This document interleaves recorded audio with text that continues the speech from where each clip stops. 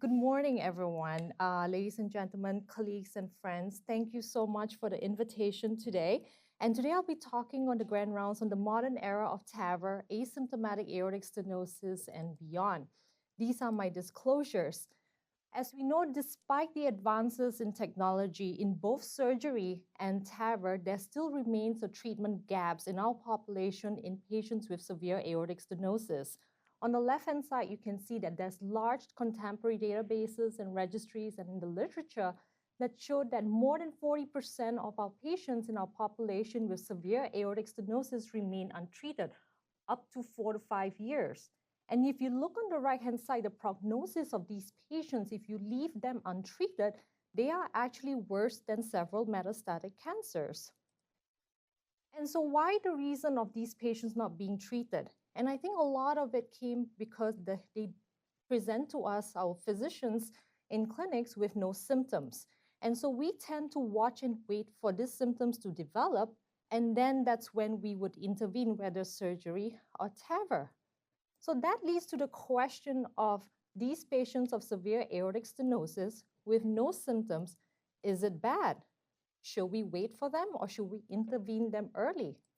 And there's two schools of thoughts about this. If you look at the current literature, on the left-hand side, you have an editorial by Dr. Lidman and group to say that in patients with asymptomatic severe aortic stenosis, the time has come.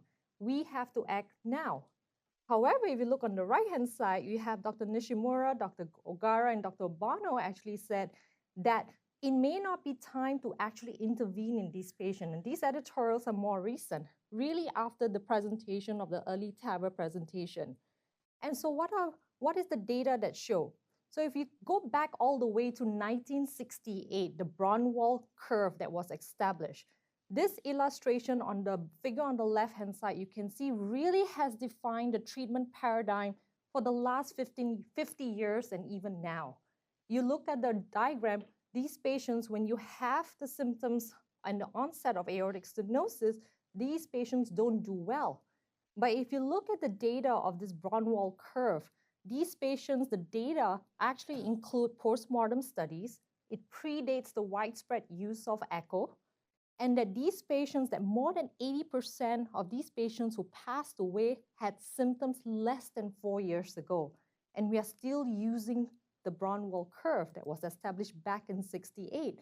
So remember that since 1968, the technology of surgical aortic valve and even TAVR, that the risks of the procedure for both technology have far outweighed the disease itself. If you look at the data in the surgical arm, patients do well with surgical intervention, and also in terms of the TAVR population, a both partner and the Evolut data show that patients do well. And so we shouldn't really be thinking about this curve waiting for the onset of symptoms. But what do our guidelines say in terms of ACC and AHA guidelines? So if you look at the diagram on the left-hand side, if someone doesn't have symptoms of aortic stenosis, there are other echo parameters that we should be looking at. Of course, if someone has severe aortic stenosis and going for a bypass surgery, concomitant cardiac surgery, we do need to treat them. That's a class 1 indication. What are the other echo parameters? You look at left ventricular ejection fraction. We should be doing more exercise stress tests to really elicit the symptoms or any hemodynamic compromise to severe aortic stenosis. It is also a class 1 indication for patients with severe AS despite symptoms to be seen by the heart valve team.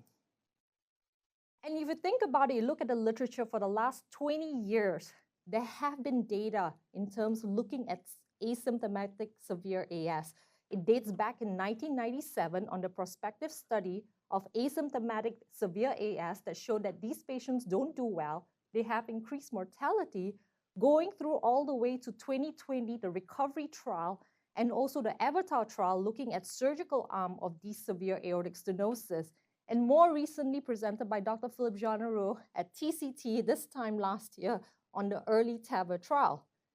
So let me take you to surgical arm of the randomized control trial in patients in the asymptomatic population. We have the recovery trial that was just recently presented at 2020 in the New England Journal that if we intervene these patients, you lower the risk of operative mortality and death from cardiovascular cause instead of watchful waiting.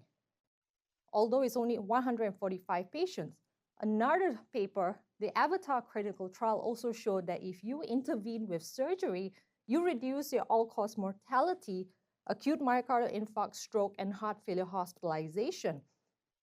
How about TAVR? And that's how it came about the EARLY TAVR trial that was presented last year at TCT. It is the first randomized control trial to study the strategy of asymptomatic severe AS with early intervention with TAVR versus watchful waiting. And this study is rigorously studied. You can see there's 1,578 asymptomatic patients assessed not only by clinical history, they undergo clinical stress tests. And you can see 901 patients were confirmed asymptomatic severe AS across 75 sites. They excluded 677 patients and randomized to TAVR, 455, and the control group of 446. And these patients are monitored with clinical surveillance according to the AHA-ACC guidelines. And what this study really showed, in actual fact, and during the trial, they learned that 1 in 6 patients in the clinical arm actually have under-recognized symptoms. They're actually symptomatic. And imagine that this is clinical trial. In the real world, it's actually 1 in 3. So we are really not doing our job as physicians. In this trial, these patients are really robust. They have KCCQ score of 92.7, and 90% of them are actually asymptomatic with a negative stress test. On the right-hand side, the echo parameters is severe aortic stenosis. You can see the left ventricular ejection fraction is normal at 67%, and they do have diastolic dysfunction, about 30 to 40% of these patients in normal severe aortic stenosis. And what is the primary endpoint in this patient? You can see that prompt intervention actually on the primary endpoint, this is the clinical surveillance group, is actually superior to guideline recommended clinical surveillance for the primary endpoint. You can see TAVR really helped in early intervention. In terms of the death, stroke, and heart failure hospitalization, you can see both the mortality, stroke, and heart failure hospitalization remarkably reduced with clinical significance as well, with a median follow-up of 3.8 years. So really intervening in these patients with TAVR shows positive outcomes. How about all-cause death, stroke outcomes? So you can see on the left-hand side as well, there's no additional mortality or stroke if you actually intervene early with TAVR in terms of all-cause death and stroke. And how about the clinical surveillance arm? You can see that these patients are followed up all the way to 1 year after randomizations. And those patients within 1 year or more, if they develop symptoms, they are actually evaluated by both the physician and the clinical review board. And what are the symptoms that they develop? Besides being asymptomatic, you have this progressive valve syndrome. These patients present with more shortness of breath, angina, fatigue, dyspnea. They can have reduction in your left ventricular ejection fraction, and other clinical or lab parameters. They actually monitor their pro-BNP as well during their clinical visit. Some patients, unfortunately, have ventricular arrhythmia and actually has syncope and cardiac arrest, which I'll show you. So the clinical surveillance arm, really, you can see in the early TAVR, these patients are randomized. Within 14 days, they get the treatment of the TAVR. And in the surveillance group, you can see in the middle row, these patients, when they have symptoms, they actually get their TAVR. And it's up to 32 days to their treatment arm. But what happens in the real world in clinical practice? That is really not generalizable in the clinical arm and basically in the real world. In the real world, when someone has severe aortic stenosis, it takes up to 53 days to get to their treatment. And to the time of diagnosis, to the time of their TAVR, it gets up to 160 days. So really in the real world, we do need to do better for these patients. Despite the advances that we are in TAVR therapy as well, we are not doing enough in our general population. And so this group of patients in the clinical surveillance arm, the indications, one, they get symptoms.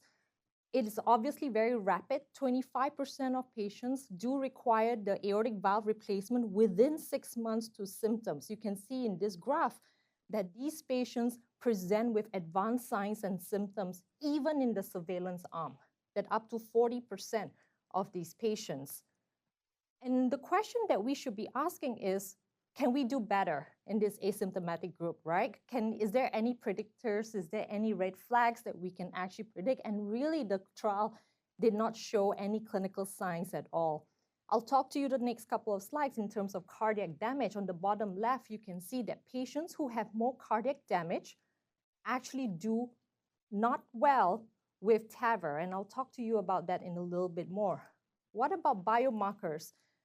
So you look at these are examples of patients in the trial that show that these patients, even though they tell you that they're asymptomatic, they actually present with sudden severe onset. So this is an 85-year-old lady who has 2 months into the trial, has dyspnea, they were hospitalization, and took it 76 days to get to their TAVR. We have a 76-year-old lady who presents with severe asymptomatic AS, present 19 days into the trial with syncope, and then during the workup had a VT arrest and took it up to 84 days to get treatment. How about this gentleman, 82-year-old gentleman who present with fatigue, hospitalization, EF drop. So the indication to TAVR took him up to 332 days. And this is unfortunately a 79-year-old gentleman with class 1 severe asymptomatic AS, unfortunately presented with syncope, had a cardiac arrest during the trial and unfortunately didn't make it. So look at the variety of clinical presentation of asymptomatic severe AS. So when a patient presents to you who are asymptomatic, do not take it lightly. And we can do better in terms of early referral of these patients to your respective valve team in any hospital. And so these patients present with symptoms. They are actually associated with higher rate of death, stroke, and heart failure hospitalization, naturally, right? So if you delay their treatment, whether is it surgery or TAVR, they do not great. They have increased risk of death, stroke, heart failure, and hospitalization, even after a surgical aortic valve or TAVR, as you can see in the diagram here. And so this is not uncommon.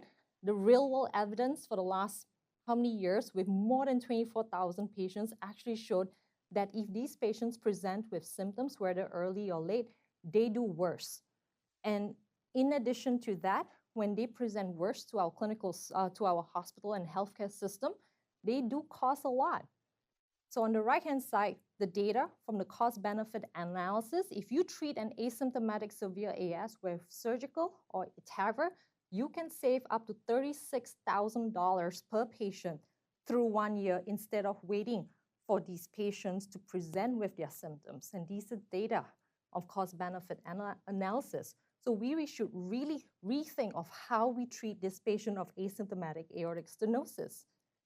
And if you pull all the data, the meta-analysis of more than 16 studies in the current literature, that if you intervene early, their outcomes improve in terms of all-cause mortality, cardiovascular mortality, heart failure hospitalization, and even stroke, instead of just waiting and doing annual echoes just to wait for their symptoms to occur.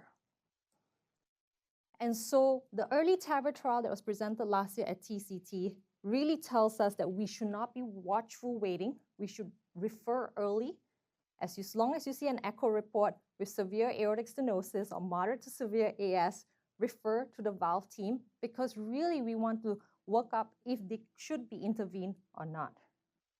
And so certainly the international guidelines from 2020 ACC should be updated in terms of early TAVR.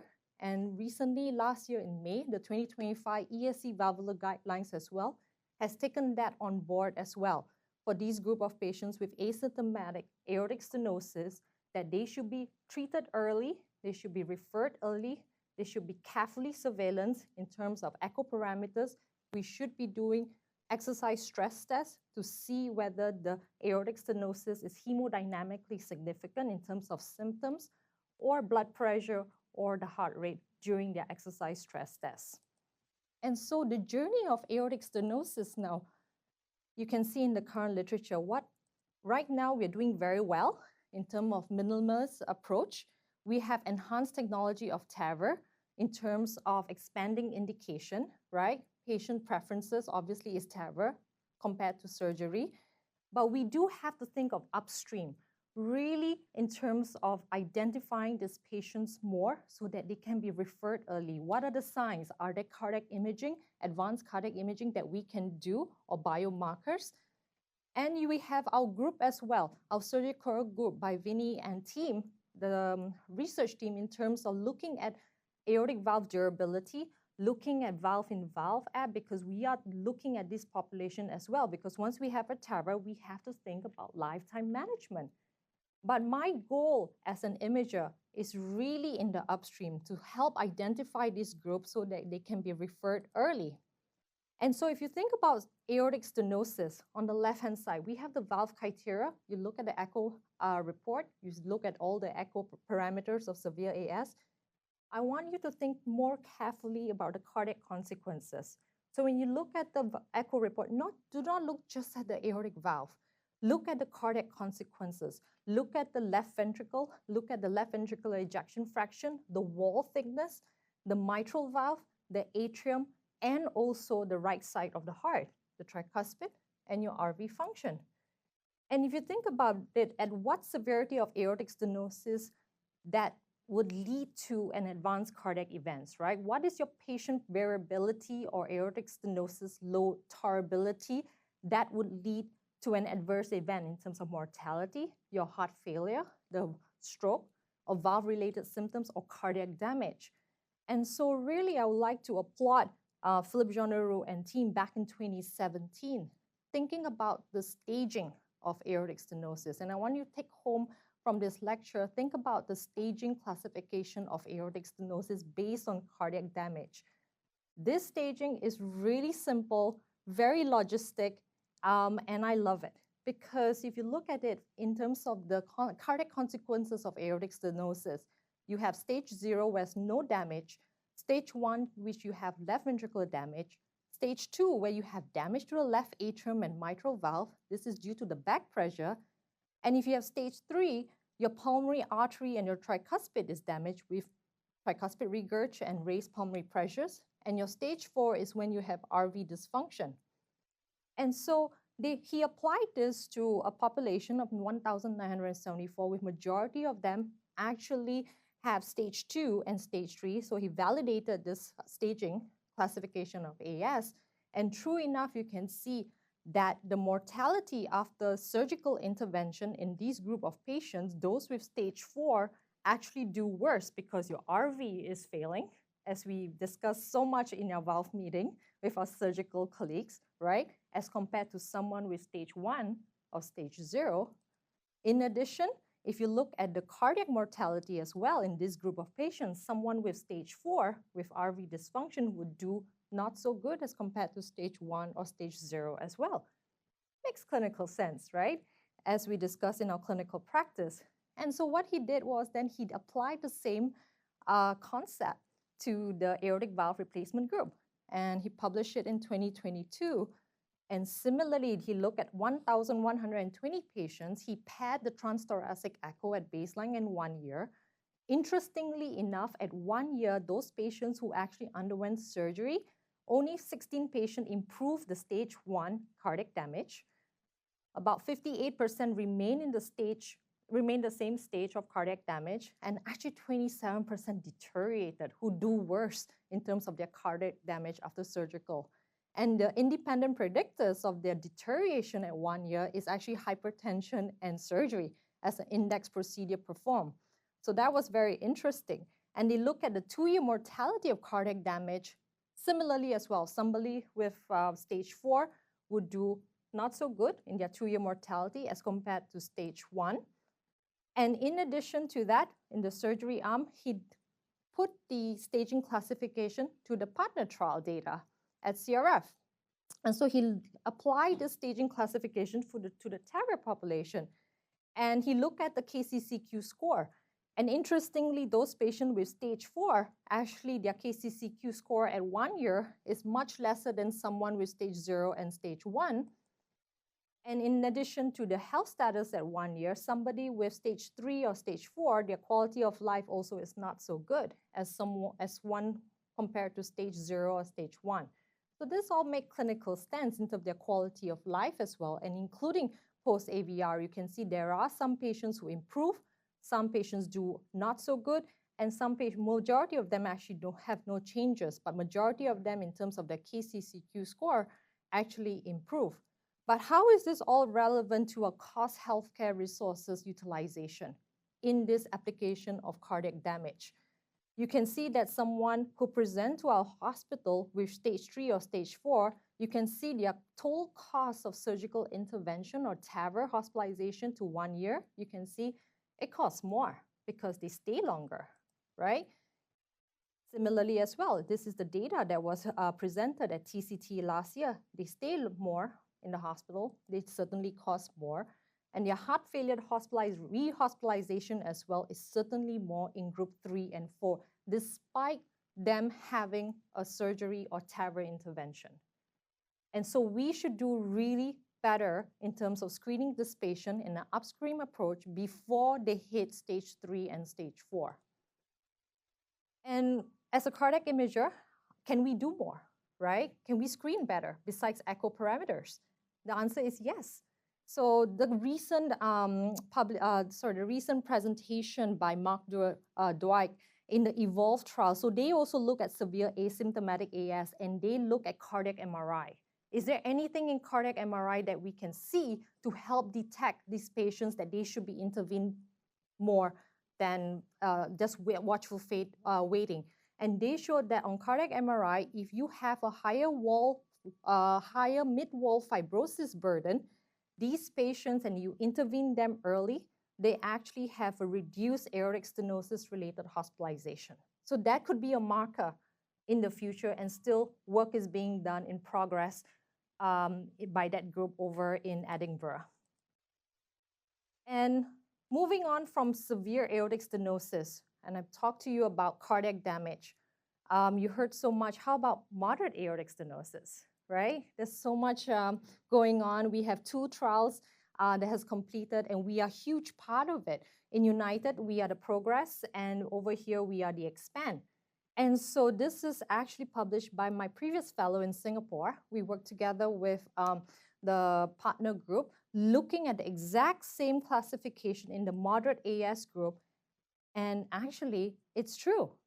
If you have moderate AS with stage 3 or stage 4 cardiac damage, they do poorly at 5 years as compared to stage 1 or 0, based on this, and was published in 2021.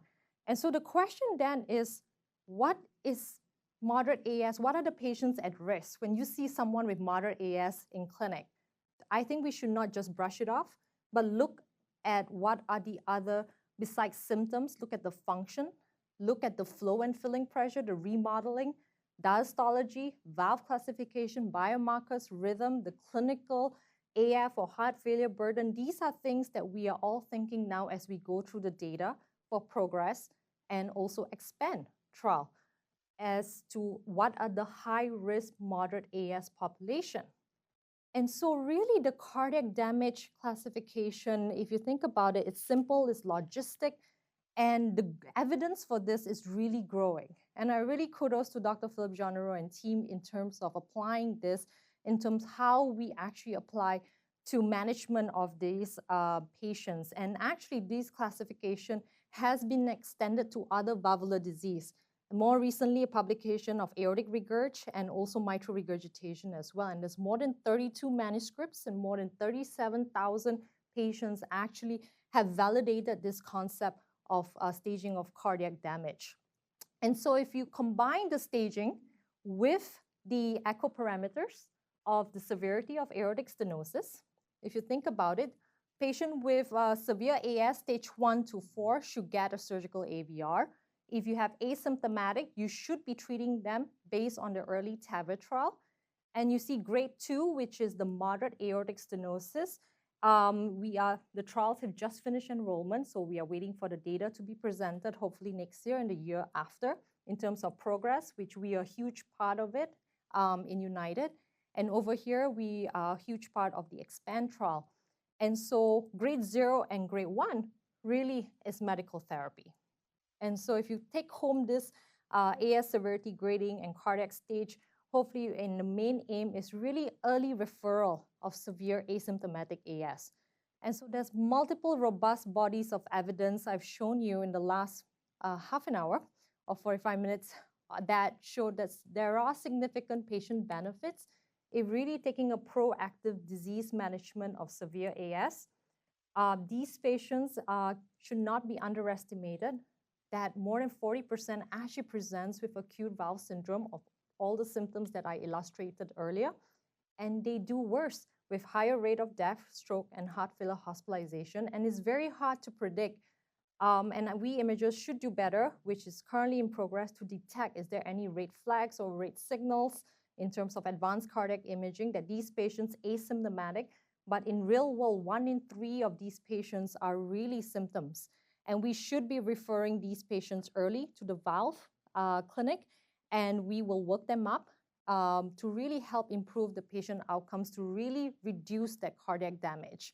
And so I believe the modern era of TAVR, besides the lifetime management, in terms of the upstream approach, really we need to treat them earlier. You want to prevent death, irreversible symptoms, that quality of life, and more importantly, the irreversible cardiac damage, really before the symptoms happen, and more importantly, before another cardiac disease occur. And so the future of TAVR, I believe, is really preventing that cardiac damage. So in the moderate AS, I mentioned the PROGRESS trial. We are enrolling in the continued access over in United, but do refer all your moderate AS. And also we are involved in the Evolute EXPAND trial here, which has just closed enrollment.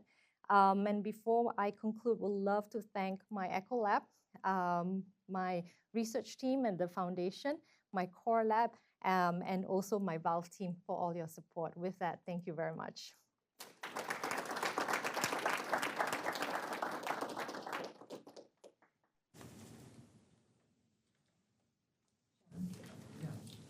Nadira, thank you. That's fantastic. It's great having you. Thank you. As far as this is a new idea, it's coherent, but it's complicated because you're bringing something new to what we usually do, and the system's a mess. So how do you get people in quickly? Do we have any idea how long it takes now? And do we have any way to move people up in any systematic way? That's a great question. I think,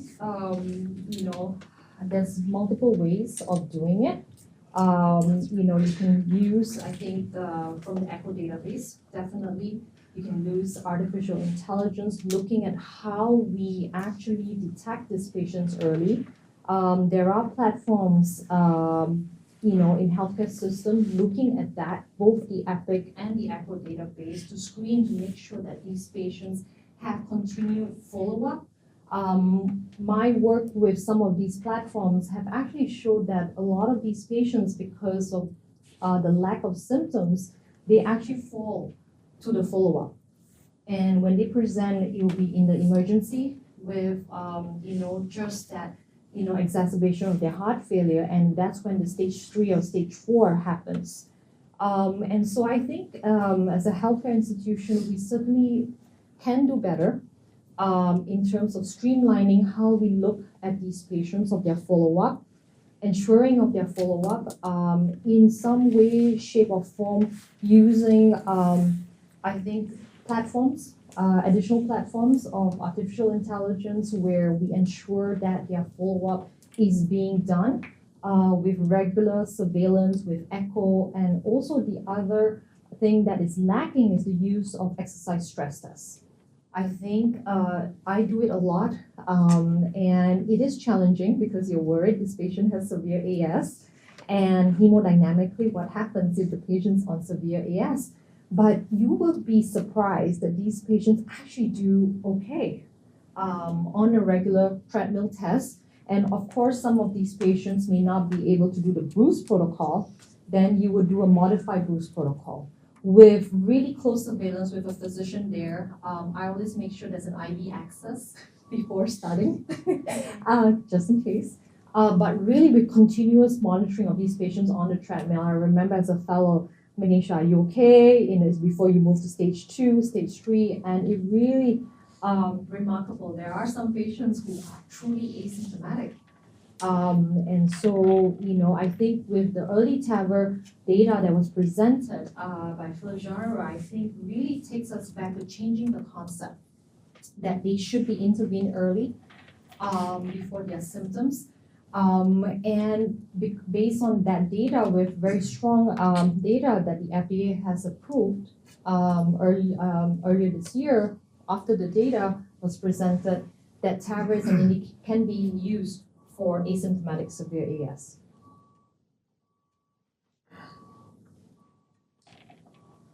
That's Dr. Sharkey. Thank you, Nadira. Thank you. When you look at the asymptomatic patients and you look at the outcome that you're describing, does it matter the definition that you use for severe aortic stenosis? For example, do the high gradient patients behave differently than the low gradient patients, or or do we even know that? That's a great question. They did not look into intricacy of the different gradient at all. I'm not aware of that. But certainly when someone has that higher peak velocity of 4.9 or 5 going to critical aortic stenosis, that would warrant a prompt intervention for sure. Whether is it an early intervention of surgery or a TAVR, for sure.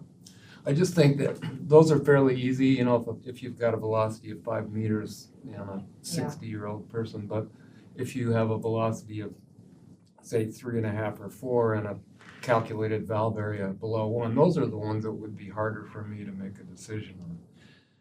I think not just look at the velocity. So the idea, the concept of that cardiac damage, look at the other parameters.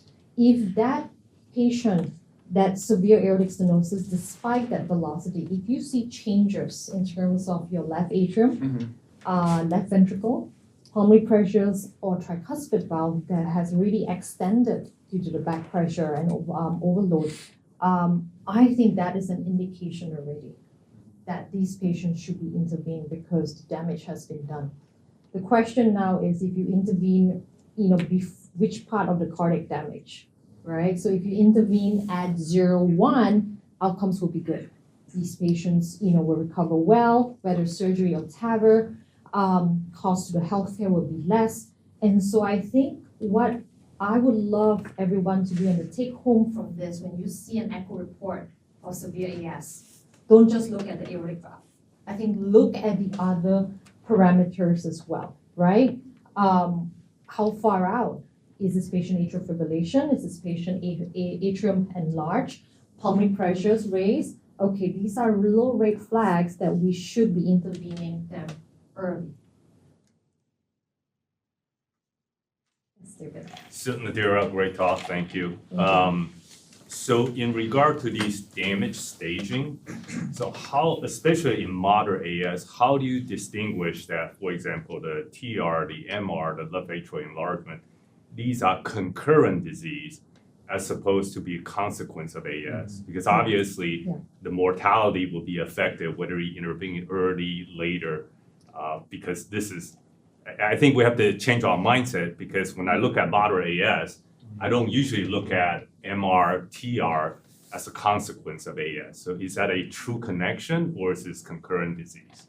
That's a great question, and I think it could be and it could not be. The patient could have concomitant varying, and I think that's what the trials, the Progress and the Expand trial is something that I'm looking forward to. That these are not just moderate AS, and so the data that we pulled out, that my previous fellow from Singapore, Rizwan actually worked on it, and we combined with the data from Dr. Jerome Bax and CRF with moderate aortic stenosis group, and that they show that with presence of moderate AS, you do have concomitant valvular disease, right? Whether or not is it a an adverse event of that moderate AS, not too sure. But certainly there are patients with moderate AS and all this concomitant disease. Should we be treating the moderate AS early? And that's the question that I think these trials, the data will be showing. Data yet to come, something to look out for. Yeah. Yes.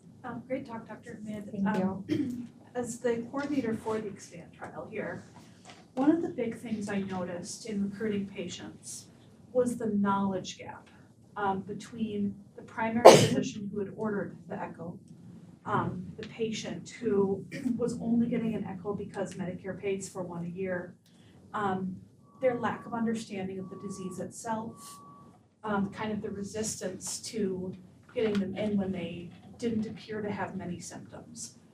How do you suggest we kind of bridge that gap, not only with our patients, but with our primary providers? That's a great question.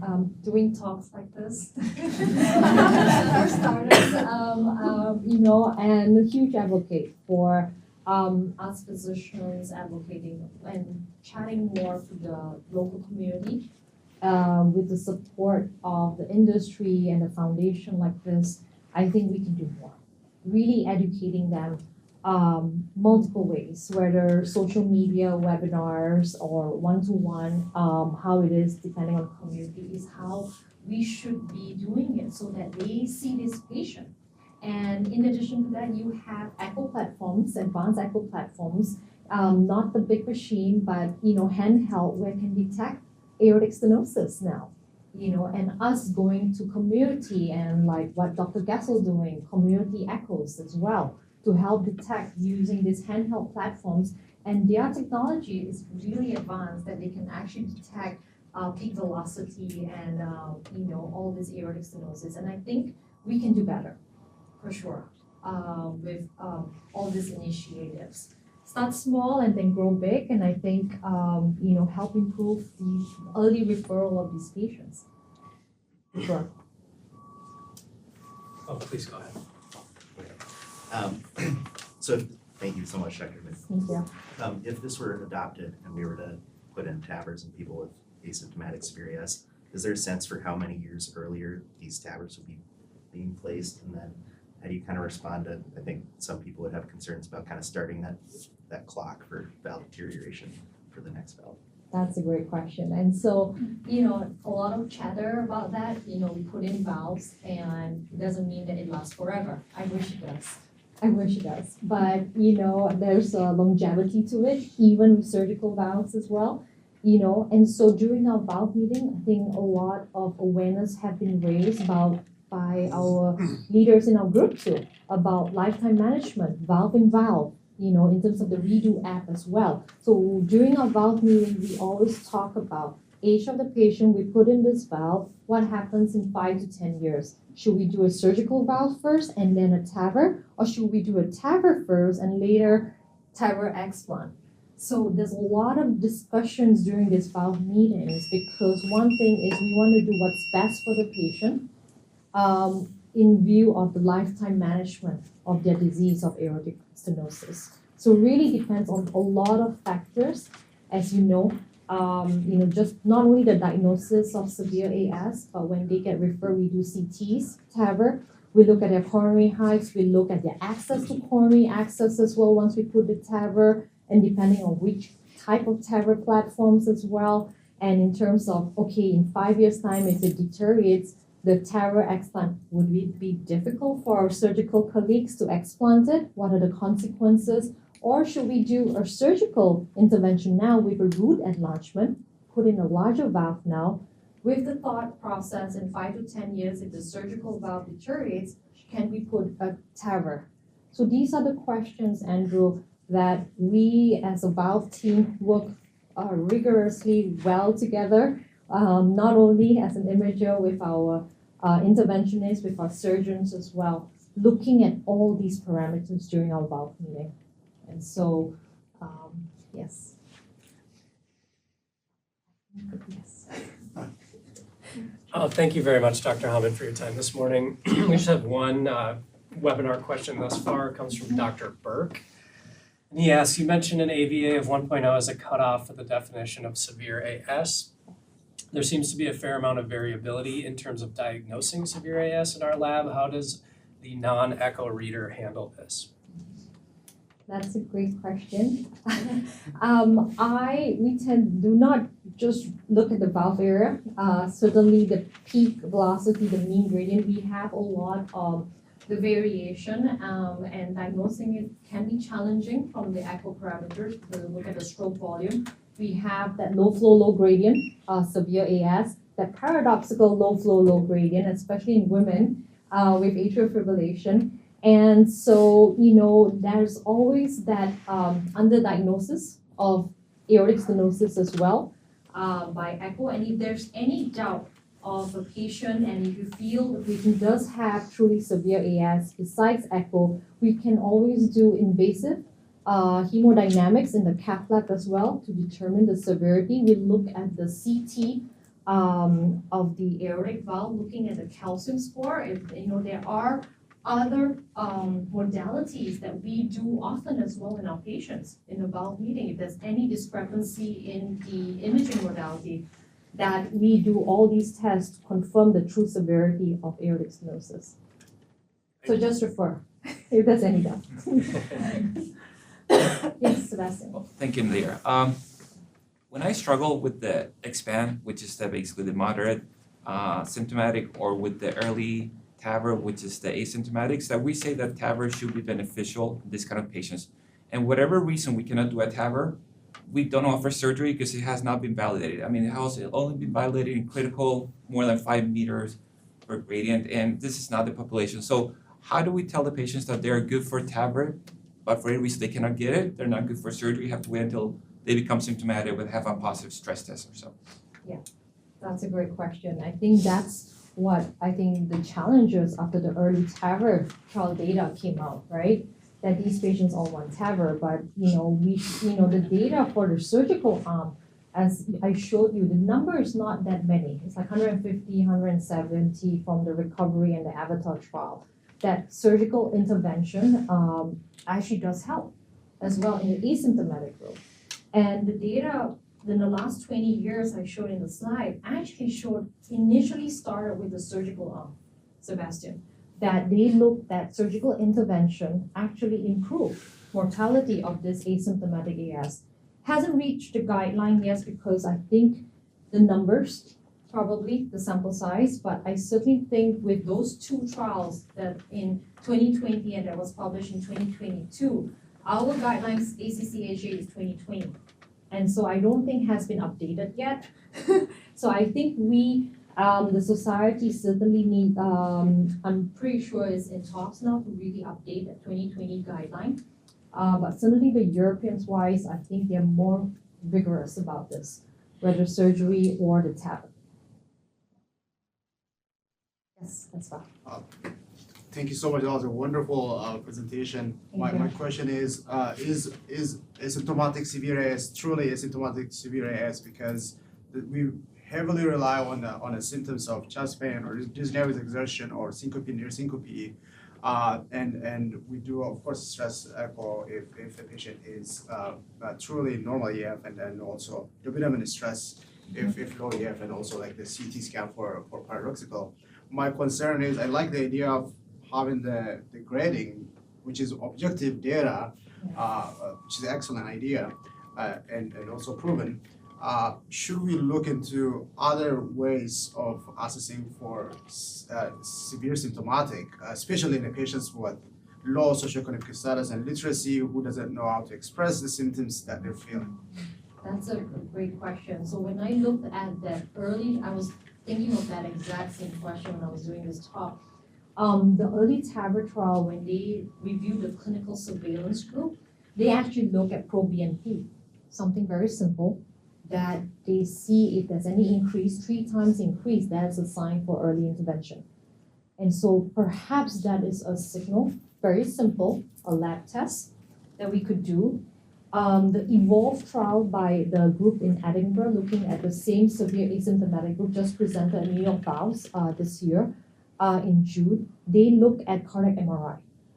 and they saw that high burden of mid-wall fibrosis actually has a indication for early intervention for this group, and they do better and reduce that aortic stenosis related hospitalization.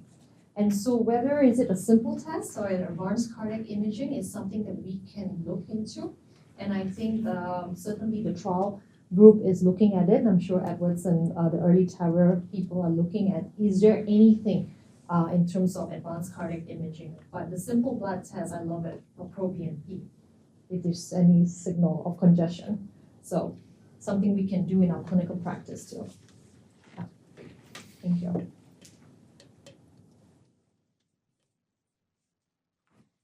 Thank you very